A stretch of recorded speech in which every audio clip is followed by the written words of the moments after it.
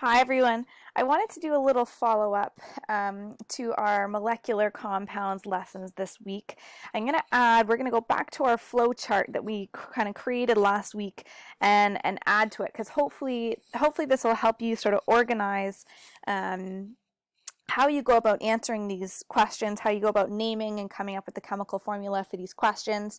I'm hoping that it helps. Next week we're going to be mixing ionic and molecular compounds all together. We're going to mix them all up, and so you're going to have to first be able to identify which kind of compound it is that you're looking at so that you know which rules to be following. So hopefully this video helps with that. It's going to be just short. We're going to kind of go back to the flow chart that we did last week. So let's start with naming. So if you're given a chemical formula and you have to name it. So now, because ionic and molecular compounds are going to be all mixed together, the first question you have to ask is what kind of elements are in the compound? And this is always going to be where you start, is with this question. So trying to figure out if you have a metal and a nonmetal, or a polyatomic. So if you have a metal and a nonmetal, or if you have two nonmetals. So those are our options there. We can either have a metal and a nonmetal, or a polyatomic, or we can have two nonmetals. And as we know, if it's a metal and a nonmetal, that's going to be ionic.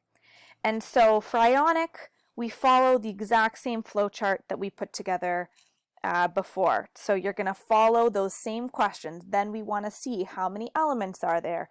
Is it more than two, meaning that it's a polyatomic? Is there only two? Do you find that metal on the back of your periodic table, meaning that it's multivalent and we have to use those Roman numerals? Or is it just a regular ionic? So this piece here is the exact same flowchart that we created before, but we just want to start by making sure that we know that it's ionic at the beginning by looking at whether it's a metal together with a nonmetal. So that's where we'll start for that side. Now this is our new side. This is what we've been doing this week. If we have two nonmetals, that means it's molecular. And we've got the sharing of atoms instead of electrons instead of the transfer of electrons. So if it's molecular, and this is what we've been practicing this week again, we're going to write the name of the elements in the same order as the chemical formula. We're going to change the ending of the second name to "ide," and then we're going to add in our prefixes. So those are those mono, di, tri, tetra, etc. found on the back of your periodic table. We're adding in those prefixes to match the subscripts. And just a reminder that subscripts are these tiny numbers in a chemical formula. That's what a subscript is. So your prefixes should match the subscript. If we have a subscript of 2, the prefix to match it would be di. So here's an example. We've got C2S4. So again, we're going to write our names in the same order here. So we've got carbon and then sulfur, carbon and then sulfur. We're changing the ending of the second one to "ide," and then we're going to add our prefixes in. So we've got a 2 here, we're going to add di. We have a 4 here, we're going to add tetra. So we're going to follow those rules that we've been practicing this week. Remember that the one exception to this is that we never add mono to the first name, and that gets even trickier to remember when you've got everything all mixed together. So try to stick that in your brain somewhere, that we never add mono to the first name. So let's go backwards. If you have the name and you're trying to write the chemical formula, we actually are going to start with the exact same question. So first we need to identify what kind of elements are in the compound.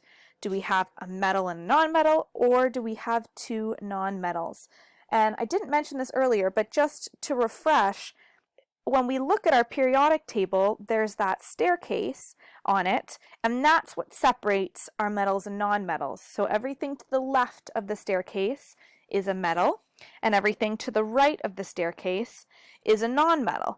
So for example, if you have sodium, which is on the left side of the staircase, meaning it's a metal, and something like chlorine, which is on the right side of the staircase, aka a nonmetal, we would know that we're looking at this side. If we've got two things that are on the right side of the staircase, two nonmetals, then we're going to go this way. So that we start with the same question there. If we have a metal and a nonmetal, just like before, that means we're looking at an ionic compound. And so we're going to follow the same rules that we did before. So again, this is the exact same flow chart that we put together last week. So once we know we have an ionic compound, we're looking at if the name ends in "ide." If it doesn't, if it ends in "ate" or "ite" or something different, then that means we have a polyatomic, and we got to crisscross with the charge that's on the back of the periodic table. So again, there's that example there. If it does end in "ide," we're looking for Roman numerals, because Roman numerals will tell us that we have a multivalent metal, and that Roman numeral, remember, tells us what the charge is on that element, or that ion, sorry. If there's no Roman numerals, then we've got a normal ionic. We're just doing the normal crisscross. So this, again, this chart's from last week. So these are our ionic rules. If we have two nonmetals, so let's come back up here, that means we have a molecular compound. So the rules we've been practicing this week for that is that we're going to write the symbols of the elements in the same order as the name, and then we're going to add in our subscripts to match the prefixes. So this time we're going backwards. Before we were trying to write the prefixes to match the subscripts. Now we're adding subscripts to match the prefixes. That's a bit of a mouthful. So what I mean by that is, if we look at our example, we've got oxygen difluoride.